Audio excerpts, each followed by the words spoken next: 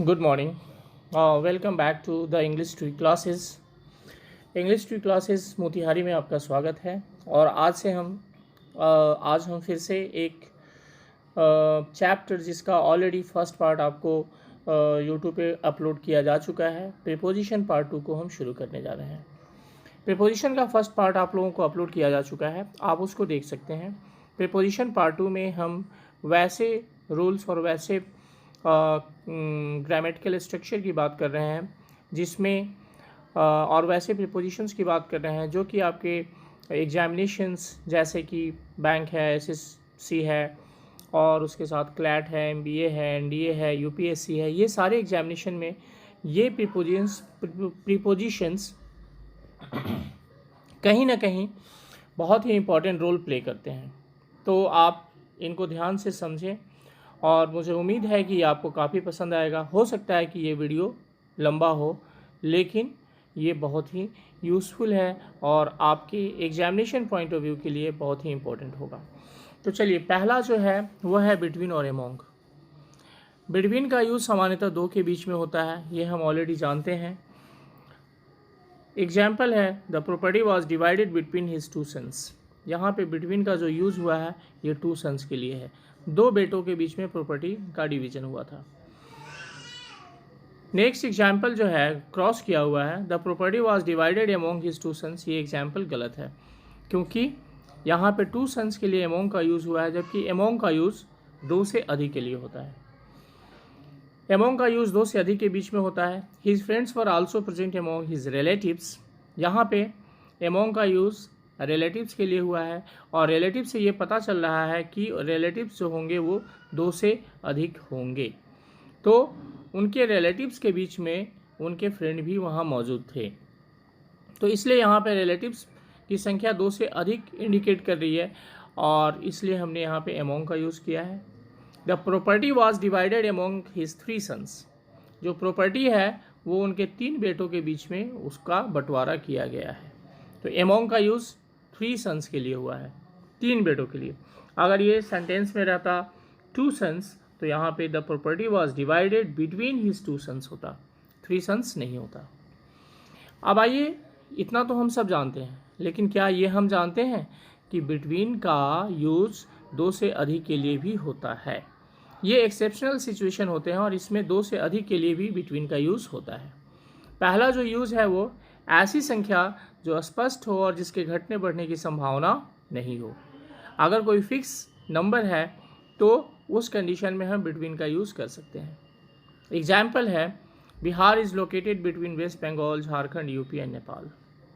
अब आप यहाँ देखिए कि बिहार जो है वो वेस्ट बंगाल, झारखंड, यूपी और नेपाल के बीच में स्थित है।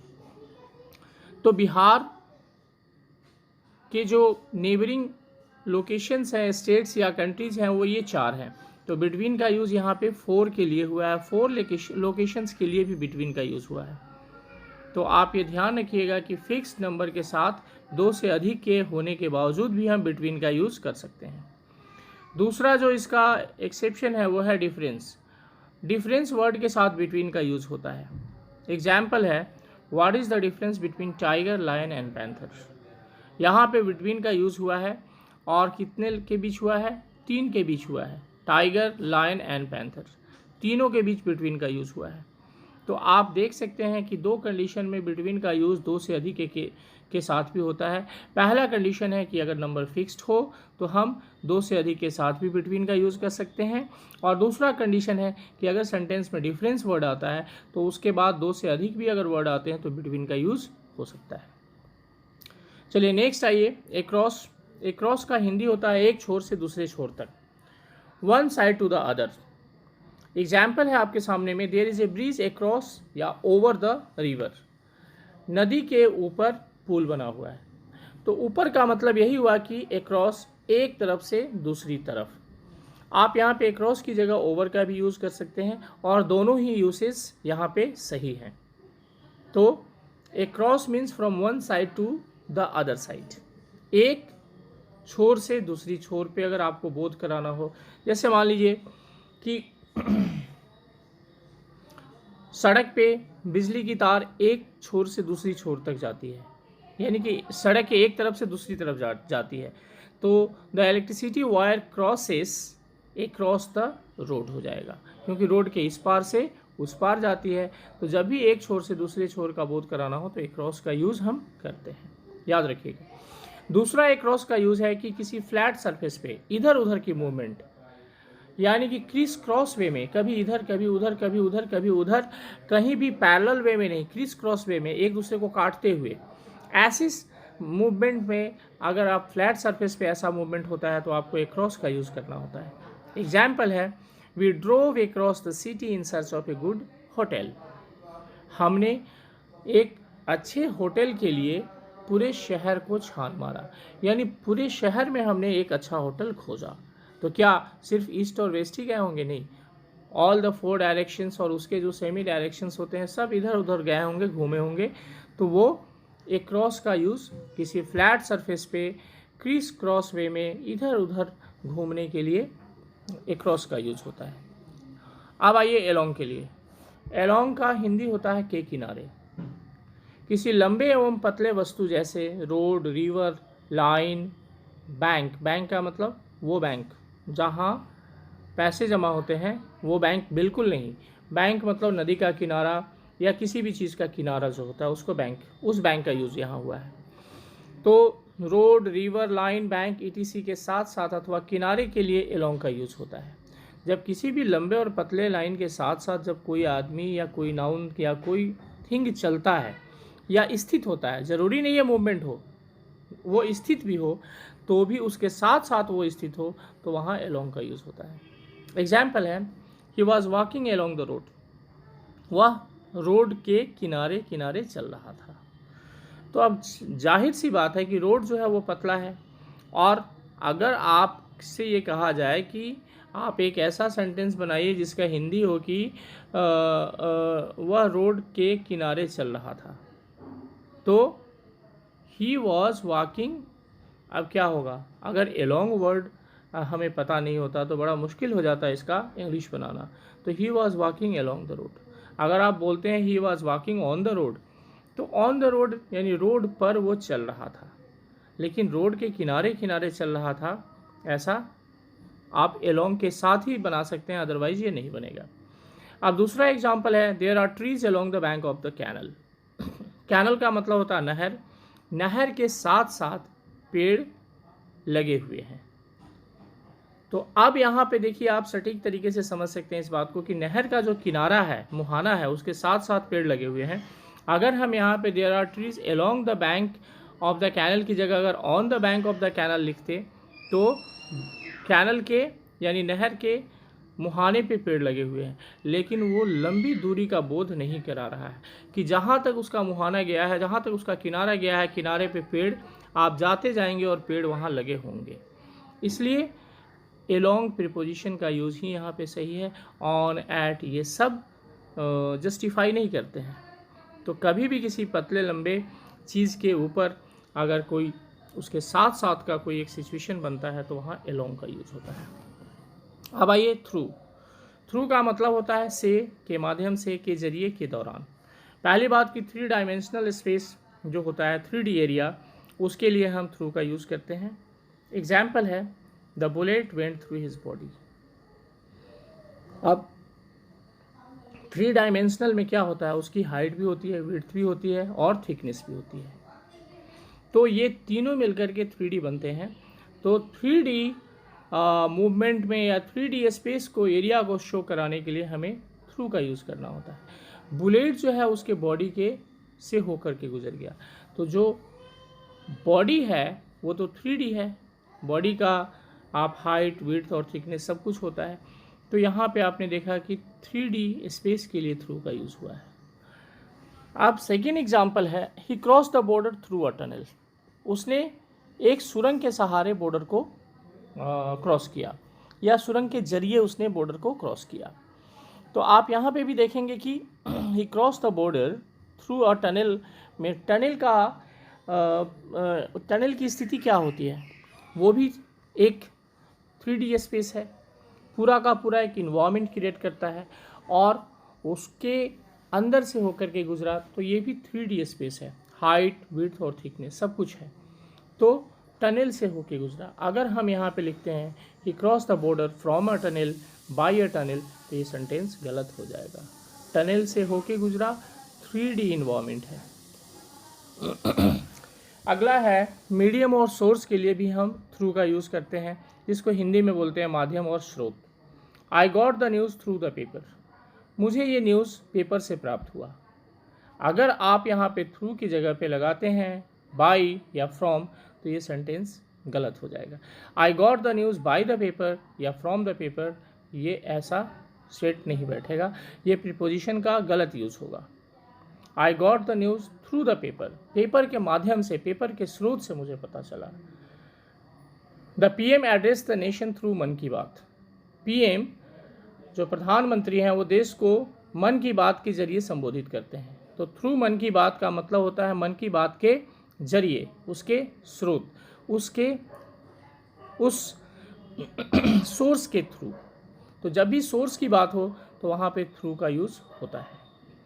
थ्रू का एक और भी यूज़ होता है टाइम।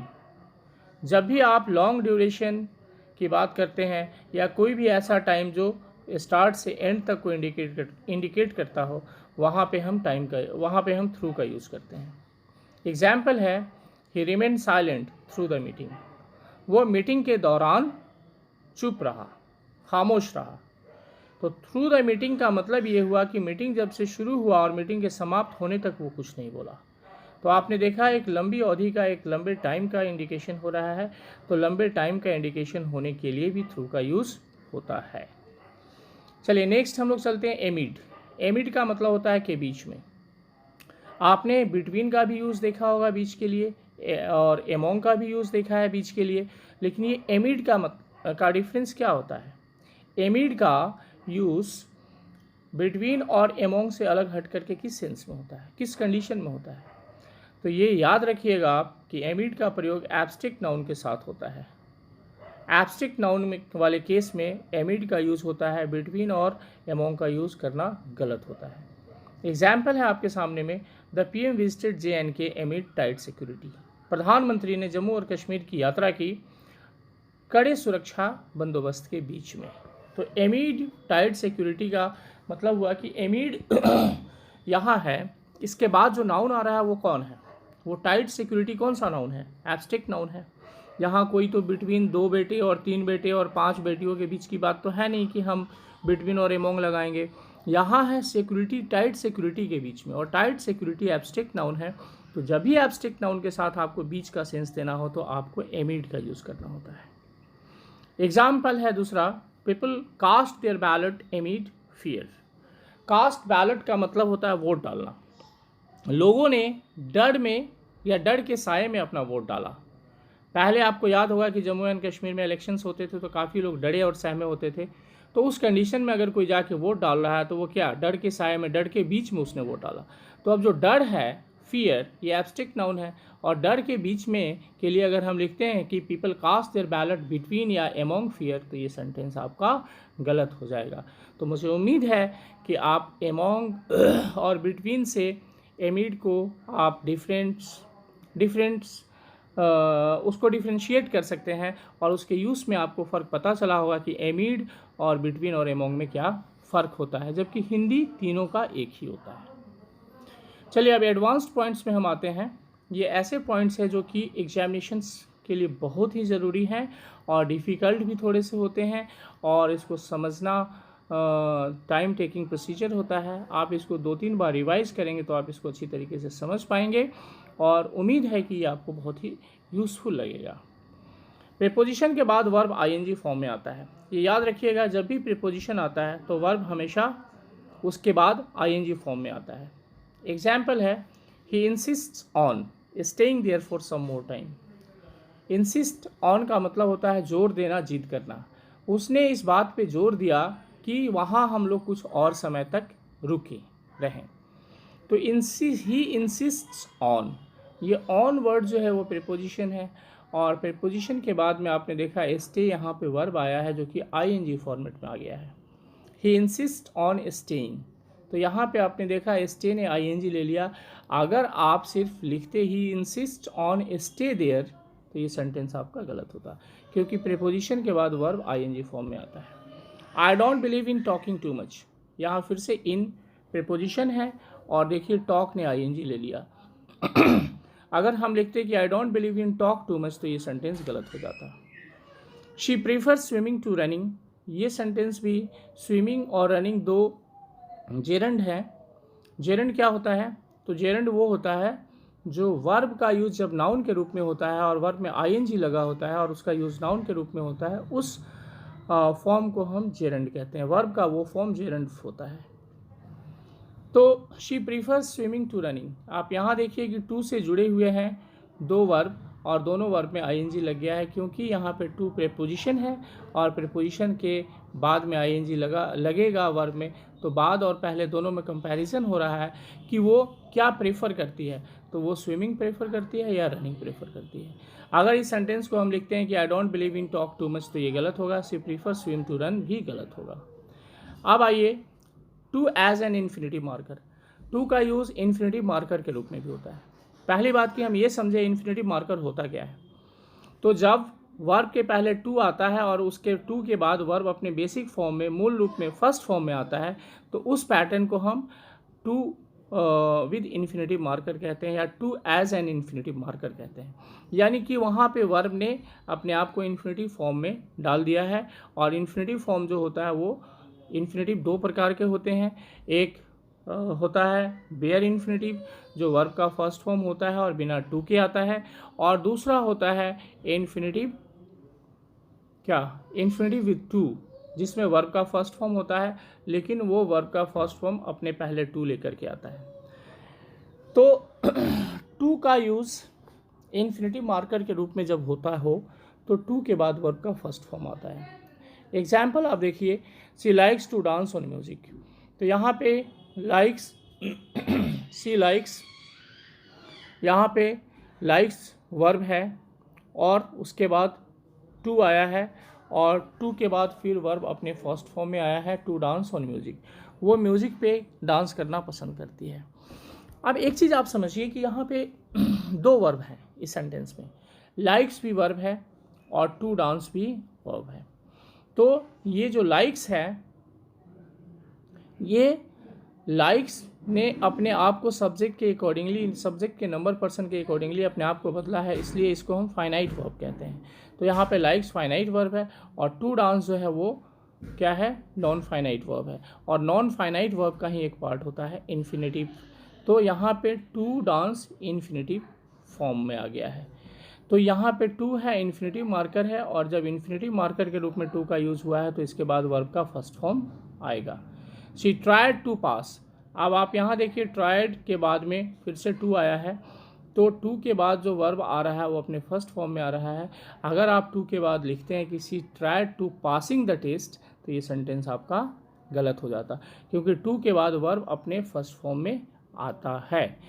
लेकिन ये तब आता है जब टू इन्फिनिटिव मार्कर के रूप में यूज़ हुआ हो। अगर टू प्रीपोजिशन के रूप में यूज़ हुआ हो तो उस टू के बाद सामान्यतः वर्ब अपने जेरेंडियल फॉर्म में, या फिर आप कह लीजिए कि वर्ब अपने फोर्थ फॉर्म में, प्रेजेंट पार्टिसिपल वाले फॉर्म में, V1 प्लस ING के फॉर्म में आता है। उसी बात की चर्चा यहाँ हो रही है कि टू एज प्रीपोजिशन, यदि टू का यूज़ प्रीपोजिशन के रूप में हुआ हो तो टू के बाद वर्ब सामान्यतः जेरेंडियल फॉर्म में आता है। एग्जाम्पल है, I am looking forward to meeting him soon.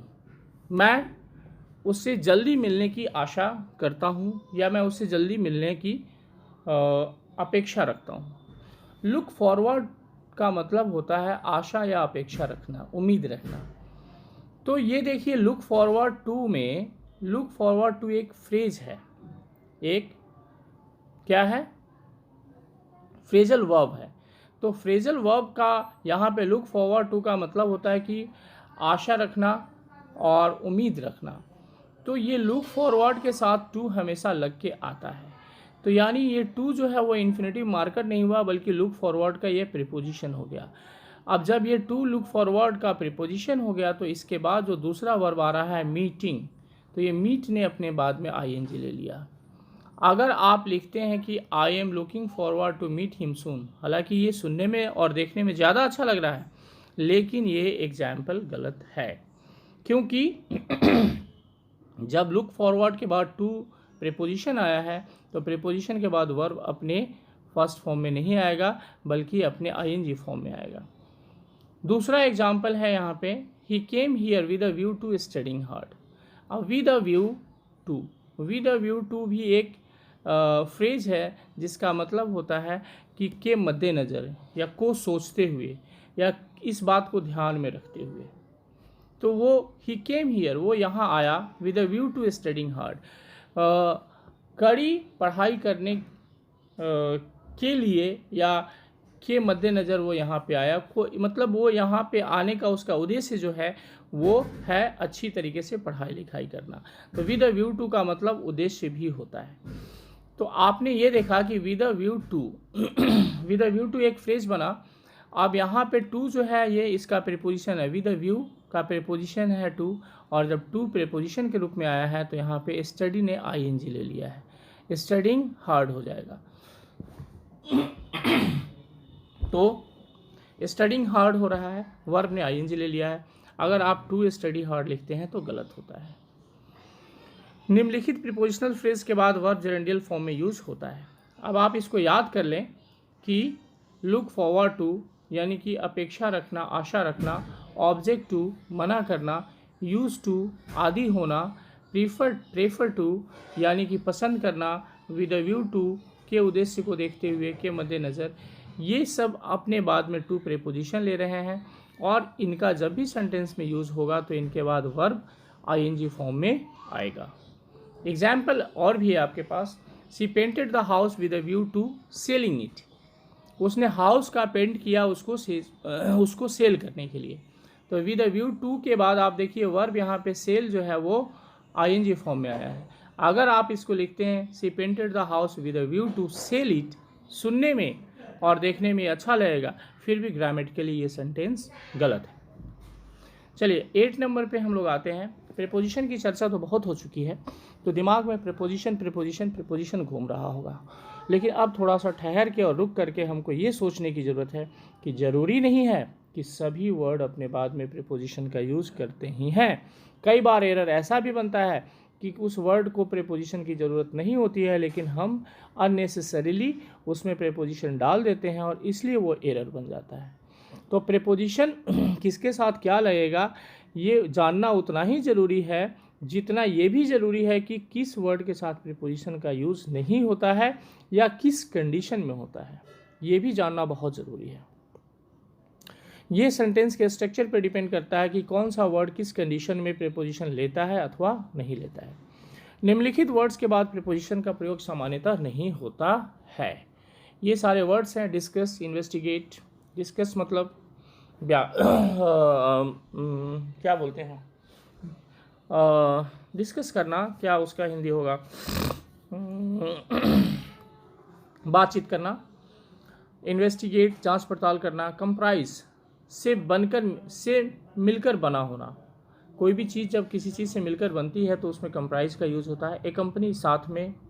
Reach पहुंचना। एंटर घुसना। अटैक हमला। लैक कमी होना। एडवाइज सलाह देना। Tell ask. रिक्वेस्ट इनकरेज प्रोत्साहन करना। अवेट इंतज़ार करना। बोर्ड चढ़ना। Marry etc.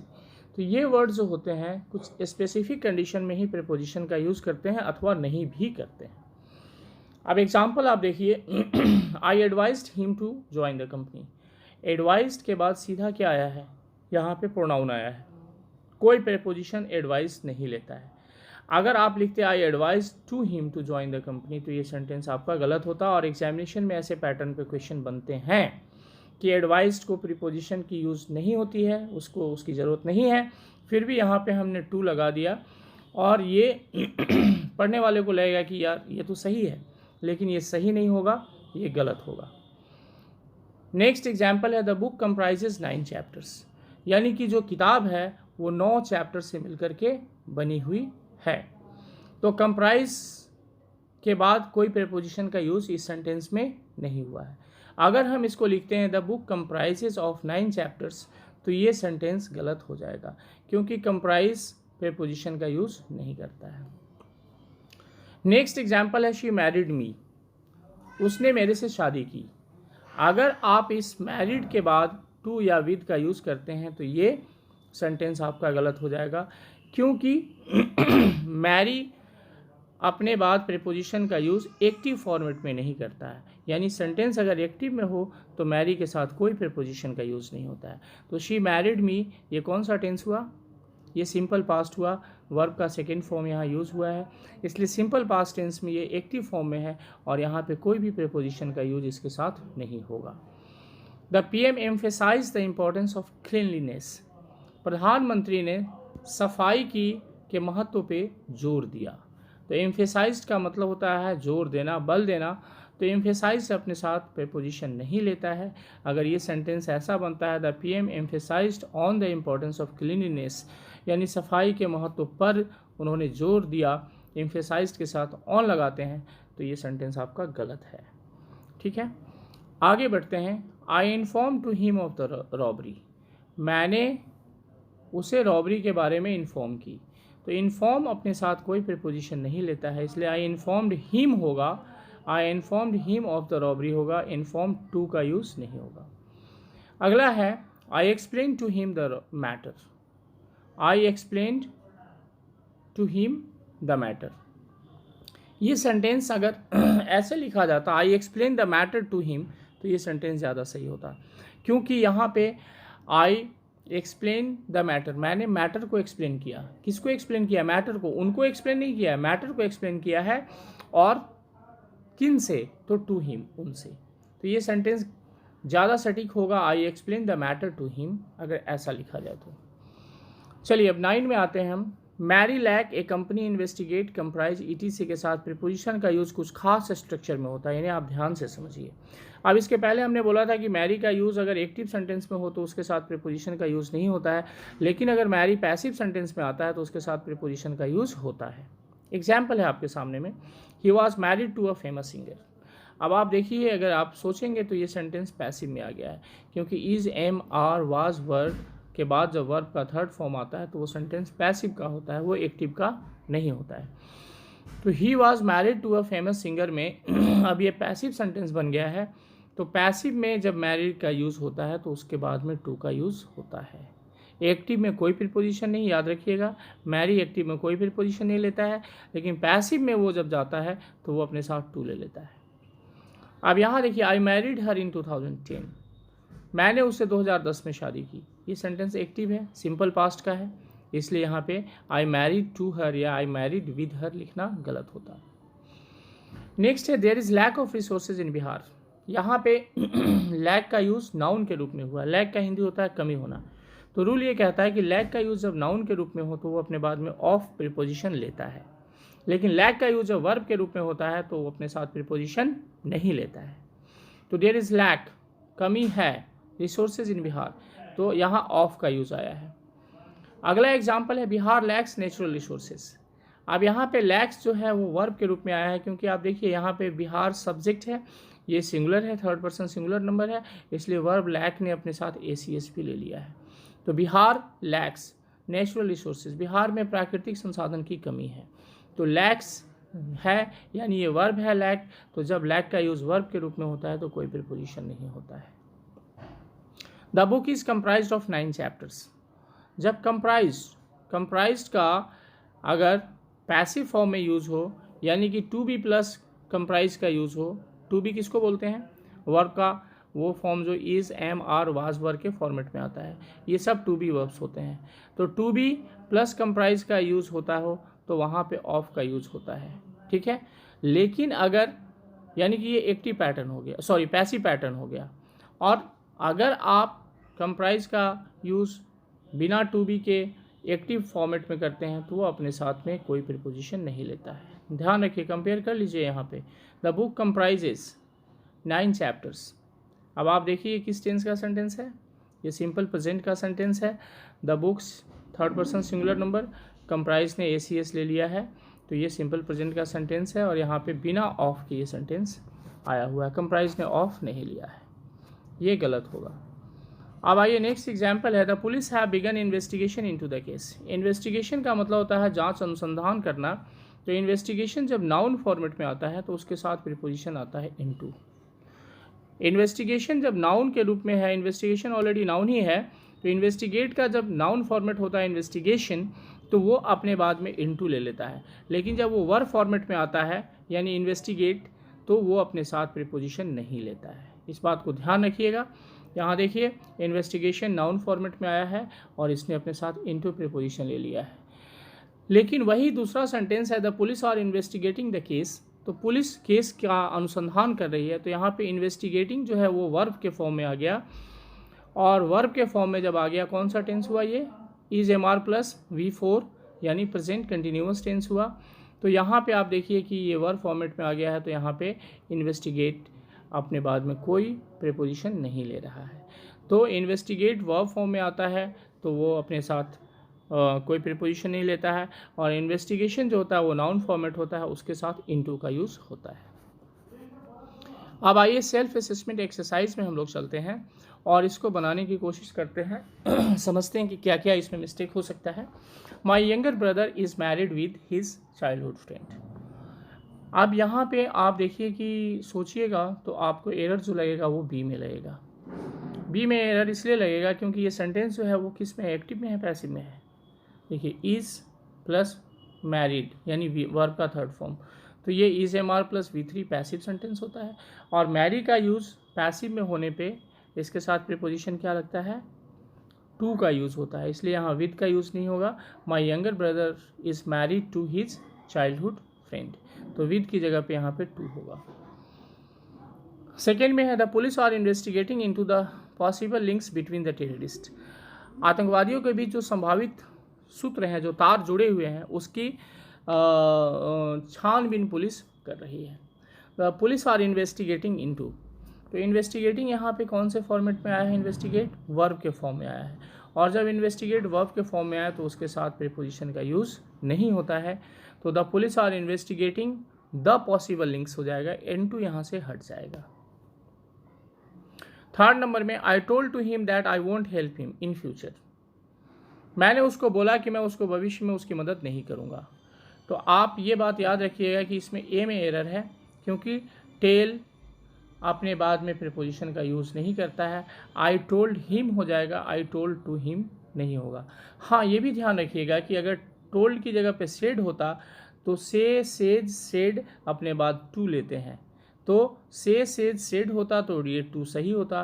लेकिन चूंकि टेल अपने बाद प्रीपोजिशन नहीं लेता है, इसलिए आई टोल्ड हिम होगा, आई टोल्ड टू हिम नहीं होगा। 4 नंबर में, according to the instructions of my boss, मेरे बॉस के इंस्ट्रक्शन, निर्देश के अनुसार, I requested to her to join the company immediately, मैंने उसको रिक्वेस्ट किया कि वो कंपनी ज्वाइन तुरंत करे। तो यहाँ देखिए कि बी में I requested to her, request अपने बाद प्रीपोजिशन का यूज़ नहीं करता है। आपने देखा होगा कि आई रिक्वेस्टेड हिम होता है, आई रिक्वेस्टेड टू हिम नहीं होता है। तो आई रिक्वेस्टेड टू हर की जगह आई रिक्वेस्टेड हर हो जाएगा, यहाँ पे टू का यूज़ नहीं होगा, क्योंकि ये रूल हम लोगों ने पढ़ा है कि कुछ वर्ड्स अपने साथ प्रीपोजिशन का यूज़ नहीं करते हैं, जैसे एडवाइस है, इनकरेज है, रिक्वेस्ट है, टेल है, ये सारे वर्ड्स हैं जो अपने बाद प्रीपोजिशन का यूज़ नहीं करते हैं। क्वेश्चन नंबर 5 में, various MNCs are looking forward to set up their units outside China. बहुत सारी MNCs, मल्टीनेशनल कंपनीज जो है, इस बात की ओर इशारा कर रही है या देख रही है कि वो चाइना से बाहर अपनी यूनिट्स को, अपनी कंपनी को स्थापित करे। तो अब आप ये देखते हैं, तो वेरियस MNCs आर, बहुत सारी कंपनियां, यहाँ पे वेरियस MNCs क्या है? MNCs ये आपका सब्जेक्ट हुआ वेरियस MNCs, और ये प्लूरल हो गया, और प्लूरल सब्जेक्ट के लिए प्लूरल वर्ब यहाँ पे आर आया हुआ है, ठीक है। लुकिंग फॉरवर्ड टू, अब आपने ये देखा है कि लुक फॉरवर्ड टू में टू प्रीपोजिशन है, और ये रूल बताता है कि जब टू प्रीपोजिशन के रूप में आता है तो टू के बाद आने वाला जो वर्ब होता है सामान्यतः वो ING फॉर्म में आता है। तो यहाँ पे सेटअप की जगह पे सेटिंग अप होता। Various MNCs are looking forward to setting up their units outside China, ठीक है, सेटिंग अप होगा। 6 नंबर में आइए, the clinic is open every day from 10 AM and 6 PM। तो ये क्लिनिक जो है प्रत्येक दिन 10 बजे सुबह से लेकर शाम को 6 बजे तक खुलता है। तो यहाँ पे द क्लिनिक इज़ ओपन, ये सही है, एवरी डे, प्रत्येक दिन, ठीक है।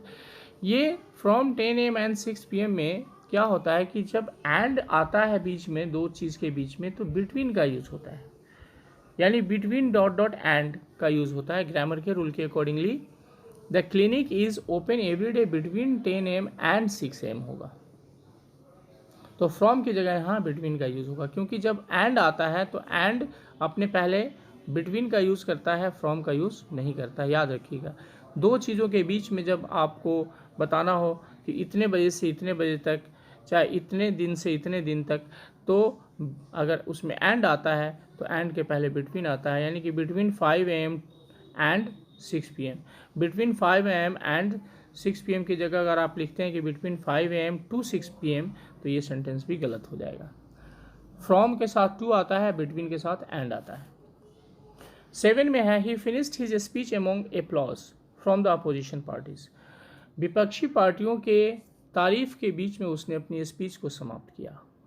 तो ही finished his speech, simple past का सेंटेंस हुआ, वर्ब में ईडी लगा हुआ है, सेकेंड फॉर्म है, ठीक है, स्पीच हो गया, यहाँ तक कोई एरर नहीं है। एमोंग एप्लॉज, एप्लॉज जो है वो इसका हिंदी होता है तारीफ, और तारीफ कौन सा नाउन है? वाहवाही और तारीफ कौन सा नाउन है? एब्स्ट्रैक्ट नाउन है। तो एब्स्ट्रैक्ट नाउन के लिए बीच में के लिए यहाँ पे एमिड का यूज़ होगा, एमोंग का यूज़ नहीं होगा। हम लोगों ने रूल में पढ़ा है कि एमिड का यूज़ एब्स्ट्रैक्ट नाउन के साथ में होता है, इसलिए यहाँ एब्स्ट्रैक्ट नाउन है, इसलिए यहाँ एमिड का यूज़ होगा। क्वेश्चन नंबर 8 में आइए, the newly appointed candidate lacks of practical knowledge and devotion to duty. जो नया कैंडिडेट अपॉइंट हुआ है उसमें प्रैक्टिकल नॉलेज और डिवोशन यानी कि कर्तव्य के प्रति समर्पण की कमी है। तो लैक्स यहाँ पे वर्ब है, तो वर्ब के रूप में जब लैक का यूज़ होता है तो लैक अपने बाद प्रीपोजिशन का यूज़ नहीं करता है, तो यहाँ से ऑफ बिल्कुल हट जाएगा, कैंडिडेट लैक्स प्रैक्टिकल नॉलेज हो जाएगा, ऑफ की यहाँ पे ज़रूरत नहीं है। 9 नंबर में, my father always encourages to me to work hard. मेरे पिताजी हमेशा मुझे इनकरेज करते हैं कठिन मेहनत करने के लिए, हार्ड वर्क करने के लिए। तो इनकरेजेस टू मी, अब आपने देखा है कि encourage, discourage, request, tell, advice, ये सब अपने बाद प्रीपोजिशन का यूज़ नहीं करते हैं, इसलिए इनकरेजेस मी होगा, इनकरेजेस टू मी नहीं होगा, टू यहाँ से हट जाएगा। The government is constructing a new road across the border between India and China. अभी अभी आपने देखा है कि आज की डेट क्या है, आज की डेट है आज 3 जून 2020 है, और अभी इंडिया और चाइना के बीच में बहुत विवाद चल रहा है लद्दाख के क्षेत्र में, और उसी डिस्प्यूट के बेसिस पे ये एग्जाम्पल बना हुआ है कि गवर्नमेंट ने एक नया रोड इंडिया और चाइना के बॉर्डर के बीच में बनाना शुरू किया है। तो government is constructing a new road, तो सही है। अक्रॉस द बॉर्डर, तो बॉर्डर जो है वो पतला और लंबा ही न जाता है, और हमने पढ़ा है कि पतला और लंबे वस्तु के साथ साथ पैरेलल अगर कोई चीज़ चले या बना हुआ हो तो उसके लिए हम एलोंग का यूज़ करते हैं, अक्रॉस का नहीं। अक्रॉस का यूज़ तो इस पार से उस पार के लिए होता है, तो यहाँ पे होगा a new road along the border between India and China. 11 में आइए, before hiding inside the hole the snake crawled in the room. Hole में छुपने के पहले, बिल में घुसने के पहले जो स्नेक है वो रूम में इधर उधर घुस रहा था। तो क्रॉल्ड इन द रूम की जगह पे क्रॉल्ड अक्रॉस द रूम होगा, क्योंकि रूम में इधर उधर वो रेंग रहा था, तो क्रॉल्ड अक्रॉस द रूम होगा। चलिए, तो प्रीपोजिशन की ये क्या बोलते हैं पार्ट 2 हम लोग यहाँ पे ही ख़त्म करते हैं, और होप आपको समझ में आई होगी बात। और कॉन्सेप्ट कुछ अगर डिफ़िकल्ट आपको लगता है तो आप इसको दोबारा और तिबारा रिवाइज़ करेंगे, और फिर भी आपको कोई दिक्कत, कोई परेशानी होती है तो आप हमें मेल करेंगे। आप हमें जो भी आपकी जो अगर आपको ये समझने में दिक्कत है या कुछ और भी जानकारी प्रीपोजिशन के लिए आप लेना चाहते हैं तो आप हमें मेल करके कांटेक्ट कर सकते हैं, या हमारे व्हाट्सएप नंबर पे भी आप हमें कांटेक्ट कर सकते हैं, और हम आपके मेल या व्हाट्सएप का जवाब ज़रूर देंगे। तो चलिए, best of luck for your examination and have a nice day, and thanks for joining me.